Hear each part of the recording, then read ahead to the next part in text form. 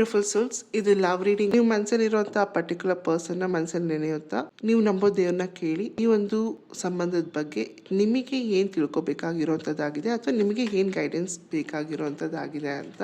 So already cards ಬಂದಿರುವಂತದ್ದಾಗಿದೆ. ಇದು ನಿಮ್ಮ ಗೈಡೆನ್ಸ್ ಆಗಿರುವಂತದ್ದಾಗಿದೆ.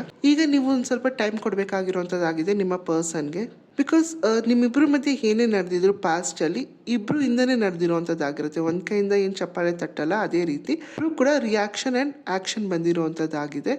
ಹಾಗಾಗಿ ಅದ್ರ ಬಗ್ಗೆನೇ ತುಂಬಾ ಯೋಚನೆ ಮಾಡ್ತಾ ಯಾಕಾಯ್ತು ಏನು ಅಂತ ತುಂಬಾ ಯೋಚನೆ ಮಾಡೋದಕ್ಕಿಂತ ಹೆಚ್ಚಾಗಿ ಇಬ್ರು ಕೂತು ಅವ್ರ ತಪ್ಪು ಅಂತ ನೀವು ಅವ್ರನ್ನ ಬೈದತ್ತು, ಅವ್ರನ್ನ ನಿಮ್ಮ ಮನಸ್ಸಲ್ಲಿ ಅವ್ರ ಬಗ್ಗೆ ಬೈಕೊಳ್ಳೋದ್ಕಿಂತ ಸಮಾಧಾನವಾಗಿ ಕೂತು ಏನಾಯ್ತು ಅಂತ ನೀವು ಇವಾಗ ರಿಫ್ಲೆಕ್ಟ್ ಮಾಡಬೇಕಾಗಿರುವಂತದ್ದಾಗಿದೆ. ನೀವ್ ಯಾಕೆ ಆ ರೀತಿ ರಿಯಾಕ್ಟ್ ಮಾಡಿದ್ರಿ ಅಥವಾ ನೀವ್ ಯಾಕೆ ಆ ರೀತಿ ಆಕ್ಟ್ ಮಾಡಿದ್ರಿ, ನೀವು ಮಾಡಿದ್ಕೆ ಆ ಕಡೆಯಿಂದ ಏನ್ ರೆಸ್ಪಾಂಡ್ ಬಂತು, ಅದನ್ನ ನೀವು ಯಾವ ರೀತಿ ಹ್ಯಾಂಡಲ್ ಮಾಡ್ಬೋದಿತ್ತು ಅಂತ ಹೇಳಿ ನಿಮ್ಮ ಒಂದು ಆಕ್ಷನ್ ಮೇಲೆ ನೀವು ಇವಾಗ ರಿಫ್ಲೆಕ್ಟ್ ಮಾಡುವಂತ ಒಂದು ಟೈಮ್ ಆಗಿರುವಂತದ್ದಾಗಿದೆ.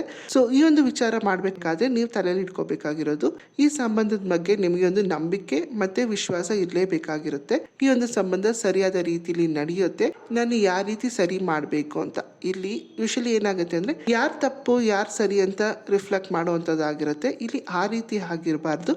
ಈ ಸಂಬಂಧ ಮುಂದೆ ಹೋಗಬೇಕು, ಮುಂದೆ ಹೋಗುತ್ತೆ. ಹೋಗೋದಾದ್ರೆ ಯಾವ ರೀತಿ ಸೊ ದಟ್ ನೀವು ಅದ್ರ ಮೇಲೆ ವರ್ಕ್ ಮಾಡ್ಬೋದು, ಆವಾಗ ನಿಮ್ಮ ಸಂಬಂಧನ ಇನ್ನೂ ಚೆನ್ನಾಗಿ ತಗೊಂಡು ಹೋಗ್ಬೋದು ಮುಂದೆ. ಇದೇ ರೀತಿಯ ಸಿಚುವೇಶನ್ ಬಂದು ನೀವು ಹೇಗೆ ಹ್ಯಾಂಡಲ್ ಮಾಡ್ಬೋದು ಅನ್ನೋದು ಕ್ಲಾರಿಟಿ ಕೂಡ ನಿಮಗಿರುತ್ತೆ. ಹಾಗಾಗಿ ಆ ಒಂದು ಥಾಟ್ ಅಥವಾ ಇಂಟೆನ್ಷನ್ನ ಇಟ್ಕೊಂಡು ನಿಮ್ಮ ಥಾಟ್ಸ್ನ ರಿಫ್ಲೆಕ್ಟ್ ಮಾಡಬೇಕಾಗಿರುವಂಥದ್ದಾಗಿರುತ್ತೆ. ಬಿಕಾಸ್ ಏನು ಒಂದು ಪಾಸ್ಟ್ ನಡೆದಿತ್ತು ಅದು ನಿಮ್ಮ ಹಿಂದೆ ಹೋಗಾಗಿದೆ, ಅದನ್ನ ಬಿಟ್ಬಿಡಿ. ಮುಂದೆ ಏನ್ ಆಗ್ಬೇಕು, ಏನೆಲ್ಲ ಪಾಸಿಬಿಲಿಟೀಸ್, ನಿಮ್ಮ ಸಂಬಂಧ ಯಾವ ರೀತಿ ಇರಬೇಕು, ಹೇಗಾಗುತ್ತೆ, ಏನ್ ಬೇಕು, ಹೊಸ ದಾರಿಲಿ ಹೋದ್ರೆ ಹೇಗಿರುತ್ತೆ ಅಂತ ಹೇಳಿ ಯೋಚನೆ ಮಾಡಿ ಒಂದು ನಂಬಿಕೆಯಲ್ಲಿ ಮುಂದೆ ಹೋಗ್ಬೇಕು ಅಂತ ಹೇಳಿ ಬರ್ತಿರೋಂಥದ್ದಾಗಿದೆ. ಬಿಕಾಸ್ ಅದು ಬಾಟಮ್ ಆಫ್ ದ ಡೆಕ್ ಅಲ್ಲಿ ಬರ್ತಿರುವಂಥದ್ದು ಯಾವ ವಿಚಾರಗಳಿಗೂ ಏನಕ್ಕೆ ಆಯ್ತು ಯಾಕೆ ಅಂತ ಪ್ರತಿಯೊಂದಕ್ಕೂ ನಿಮಗೆ ಉತ್ತರ ಸಿಗಲ್ಲ. ಆದ್ರೆ ಏನೇ ಆಗಿದ್ರು ಅದರಿಂದ ಒಂದು ಕಾರಣ ಇದ್ದೇ ಇರುತ್ತೆ ಅಂತ ಹೇಳ್ತಿರೋವಂಥದ್ದಾಗಿದೆ.